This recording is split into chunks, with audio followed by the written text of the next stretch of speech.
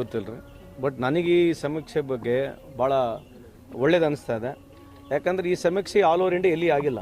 ಈ ಥರದ ಕ್ವಶನಿಂಗು, ಈ ಥರ ಹೋಗಿ ಮನೆಗೆ ಹೋಗಿ ಸೈಂಟಿಫಿಕ್ ಆಗಿ ಆಗ್ತಕ್ಕಂಥದ್ದಿಲ್ಲ. ಆಮೇಲೆ ಇದು ಆಗ್ತಕ್ಕಂಥದ್ದು ಒಂದು ಸಮಾಜಕ್ಕಲ್ಲ, ಎಲ್ಲ ಸಮಾಜದಲ್ಲಿ, ಎಲ್ಲ ಸಮಾಜದ ಎಲ್ಲ ಜಾತಿಯಲ್ಲಿ ಬಡವ್ರು ಯಾರಿದ್ದಾರೆ ಅದನ್ನು ಕಂಡುಹಿಡಿತಕ್ಕಂಥ ಸಮಾಜ ಇದು. ಯಾವುದು ಜಾತಿ ಗಣಿತ ಅಲ್ಲ, ಇದು ಜಾತಿ is one of it.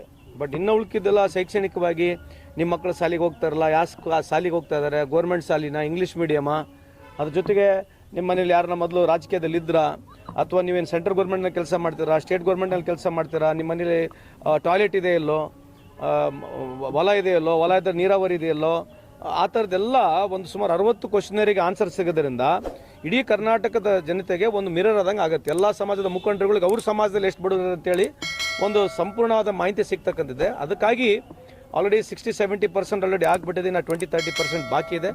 So ನಾನು ಸರ್ಕಾರಕ್ಕೆ, ಆಮೇಲೆ ಇಂಥ ಒಂದು ಏನು ಸಮೀಕ್ಷೆ ಮಾಡ್ತಕ್ಕಂಥ ನಮ್ಮೆಲ್ಲ ಅಧಿಕಾರಿಗಳು ಏನಿದ್ದಾರೆ, ಸುಮಾರು ಲಕ್ಷಾಂತರ ಕಾರ್ಯಕರ್ತರು, ವಿಶೇಷವಾಗಿ ಅಂಗನವಾಡಿಯವರು, ಆಮೇಲೆ ಆಶಾ ಕಾರ್ಯಕರ್ತರು, ಟೀಚರ್ಗಳು ಏನು ಕೆಲಸ ಮಾಡ್ತಿದ್ದಾರೆ, ಅವ್ರಿಗೆ ನಾನು ಅಭಿನಂದಿಸಲಿಕ್ಕೆ ಇಚ್ಛೆ ಬಯಸ್ತೀನಿ. ಈಗಾಗಲೇ ಕೇಂದ್ರ ರೀ ಜೋಶಿ ಸಾಹೇಬರಿಗೆ ಅವರಿಗೆ ಸರಿ ಇದಿಲ್ಲ ಕೇಳ್ಕೊಳ್ಳಿ. ಧರ್ಮ ಯಾರು ಹೊಡಿತಿದ್ದಾರೆ ಈಗ? ಮತ್ತೆ ಅವ್ರು ಮಾಡ್ತಕ್ಕಂಥದ್ದು OBC ಏನು ಮಾಡ್ತಿದ್ದಾರೆ? ಆಮೇಲೆ ಎಕನಾಮಿಕಲ್ ವೀಕರ್ ಸೆಕ್ಷನಿಗೆ ಕೊಡ್ತಲ್ಲ 10%, ಅದು ಯಾರಿಗೆ ಕೊಟ್ರಂತೆ?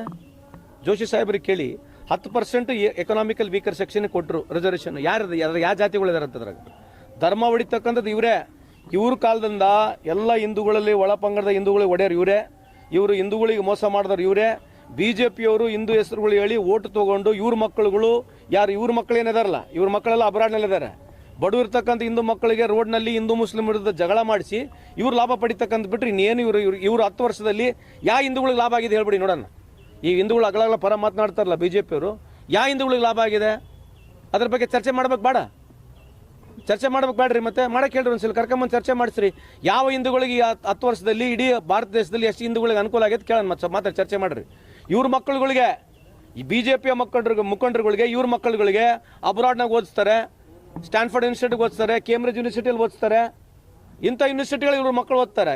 ನಮ್ಮ ಮಕ್ಕಳು ಇಲ್ಲೇ ಪಾಟಿ ಚೀಲ ಹಾಕೊಂಡು ಇಲ್ಲೇ ಹಿಡ್ಕೊಂಡು ಇಲ್ಲೇ ಧರ್ಮ ಅಂತ ಇವ್ರು ಗುದ್ದಾಡಬೇಕು. ಇವರು ಧರ್ಮದ ಹೆಸರ ಮೇಲೆ ಓಟ್ ತೊಗೊಂಡು ರೊಕ್ಕ ಮಾಡ್ಕೊಂಡು ಓಡೋಗ್ಬೇಕು ಅಷ್ಟೇ. ಈಗ ಎಷ್ಟು ಹಿಂದೂಗಳು ಈ ದೇಶ ಬಿಟ್ಟು ಹೋಗಿದಾರಂತೆ ಮಾಹಿತಿ ಇದೆ ಅಂತ ಜೋಶಿ ಸಾಹೇಬರಿಗೆ ಕೇಳ್ತೀರಾ? 25 ಲಕ್ಷ ಹಿಂದೂಗಳು ಈ ದೇಶವನ್ನ ಪಾಸ್ಪೋರ್ಟ್ ಬಿಟ್ಟು ಹೋಗಿದ್ದಾರೆ. ಇದ್ರ ಬಗ್ಗೆ ಯಾರು ಮಾತಾಡ್ಬೇಕು? ಮತ್ತೆ ಯಾಕೆ ಬಿಟ್ಟು ಹೋದ್ರು ಹಿಂದೂಗಳು? 25 ಲಕ್ಷ ಹಿಂದೂಗಳು ಈ ದೇಶದಲ್ಲಿ ಪಾಸ್ಪೋರ್ಟ್ನ ಸರೆಂಡರ್ ಮಾಡಿ ಹೋಗಿದ್ದಾರೆ. ಯಾಕೆ ಬಿಟ್ಟು ಹೋಗ್ತಾ ಇದ್ದಾರೆ ಹಿಂದೂಗಳು? ಮತ್ತೆ ಕಾರಣ ಏನು? ಬೇರೆ ದೇಶದ ಒಂದು ಹಿಂದೂನು ಬರಲಿಲ್ಲ. ಎಲ್ಲ ಕಡೆ ಹೋಗಿ ಹೇಳ್ತಾರೆ ಇವರೇ, ಗರ್ವಾಪ್ಸಿ ಕರ್ಕೊಂಬರ್ತೀವಿ ಅಂತ ಹೇಳಿದ್ರು. ಯಾವ ದೇಶದ ಒಬ್ಬ ಹಿಂದೂ ಇಲ್ಲಿ ಬಂದಿದ್ದಾನಂತೆ? ಅಮೆರಿಕಾಗೆ ಹೋದಾಗ ಬಹಳ ದೊಡ್ಡದೊಂದು ಪ್ರಚಾರ ಇರ್ತದೆ, ಲಂಡನ್ಗೆ ಹೋದ್ರೂ ಪ್ರಚಾರ ಇರ್ತದೆ, ಕೆನಡಾಗೆ ಹೋದ್ರೂ ಪ್ರಚಾರ ಇರ್ತದಂತೆ. ಎಷ್ಟು ಜನ ಬಂದಾರಂತ ಇಲ್ಲಿ? ಈ ದೇಶದಿಂದ 25 ಲಕ್ಷ ಜನ ಪಾಸ್ಪೋರ್ಟ್ ಸರೆಂಡರ್ ಮಾಡಿ ಹೋಗಿದ್ದಾರೆ. ನಾಚಿಕೆ, ಮಾನ, ಮರ್ಯಾದೆ ಇಂಥದ್ರ ಬಗ್ಗೆ ಏನಾರ ಚರ್ಚೆ ಮಾಡ್ತಾರಾ? ಮಾತಾಡಿ ಕೇಳಿ ನೋಡೋಣ. ಯಾಕೆ ಇರಬಾರ್ದು? ಈ ಕೇಂದ್ರ ಸರ್ಕಾರ ಕೇಳ್ತಲ್ಲ ನಿಮಗೆ? ಕೇಂದ್ರ ಸರ್ಕಾರ ಯಾವ ಮಾಹಿತಿ ಕೇಳೋದಲ್ಲಿ ನಿಮಗೆ? ಎಲ್ಲ ಕೇಳ್ತದೆ. ಸರ್ಕಾರ ಕೇಳಿದೆ, ನಿಮಗೆ ಕೊಡಂಗಿದ್ರೆ ಕೊಡ್ರಿ, ಇದ್ರಿಲ್ಲ. ಅದಕ್ಕೇನು ಕಂಪಲ್ಷನ್ ಇಲ್ಲ. ಏನು ಕಂಪಲ್ಷನ್ ಇದೆಯಾ?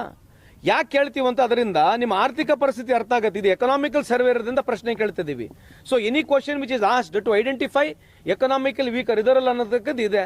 ಇದನ್ನ ಏನು ಅನಾನುಕೂಲ ಏನಾಗತ್ತಂತ ಇವ್ರಿಗೆ ಕೊಟ್ರೆ? ಇವ್ರಿಗೆ ಅನಾನುಕೂಲ ಏನಾಗತ್ತಂತ ಇವ್ರು ಹೇಳ್ತಾ ಇದ್ರಲ್ಲ, ಸ್ವಿಸ್ ಬ್ಯಾಂಕ್ಲಿಂದ ರೊಕ್ಕ ತರ್ತೀವಿ ಅಂತೇಳಿ. ಎಷ್ಟು ತಂದ್ರೆ ಸ್ವಿಸ್ ಬ್ಯಾಂಕ್ಲಿಂದ ರೊಕ್ಕ? ಸ್ವಿಸ್ ಬ್ಯಾಂಕ್ ಬಗ್ಗೆ ಭಾಳ ಮಾತಾಡ್ತಿದ್ರಲ್ಲ ಜೋಶಿ ಸಾಹೇಬ್ರೆ, ಒಂದ್ಸಲಿ ಕೇಳಿ. ಭಾರತ ದೇಶದಲ್ಲಿರ್ತಕ್ಕಂಥ ಹೊರದೇಶದಲ್ಲಿರ್ತಕ್ಕಂಥ ರೊಕ್ಕನ ತರ್ತೀವಿ ಅಂತ ಹೇಳ್ತಿದ್ರು. ಸ್ವಿಸ್ ಬ್ಯಾಂಕ್ನಲ್ಲಿರ್ತಕ್ಕಂಥ ರೊಕ್ಕ ಈಗ 3 ಆಗಿದೆ. ನಾಚಿಕೆ, ಮಾನ, ಮರ್ಯಾದೆ BJP ಇದೇರೇನ್ರಿ? ನಾಚಿಕೆ, ಮಾನ ಇದೆ ಅಂತ ಕೇಳಿ ಅವರಿಗೆ. Have the got any same on them? They were claiming that any money which is there outside India and Swiss bank we are going to get ಅಂತ ಹೇಳಿದ್ರು. ಇವತ್ತದು 3 ಟರ್ಮ್ ಜಾಸ್ತಿ ಆಗಿದೆ, 3 ಪಟ್ಟು ಜಾಸ್ತಿ ಆಗಿದೆ. ಇದ್ರ ಬಗ್ಗೆ ಚರ್ಚೆ ಮಾಡ್ತಾರಾ? ಮತ್ತೆ ಕಪ್ಪಣ ಎಲ್ಲೋಯ್ತು ಈ ದೇಶದಿಂದ? ಮತ್ತೆ ಇದೇ ಕಪ್ಪಣ ಒಯ್ದಿರೋದು.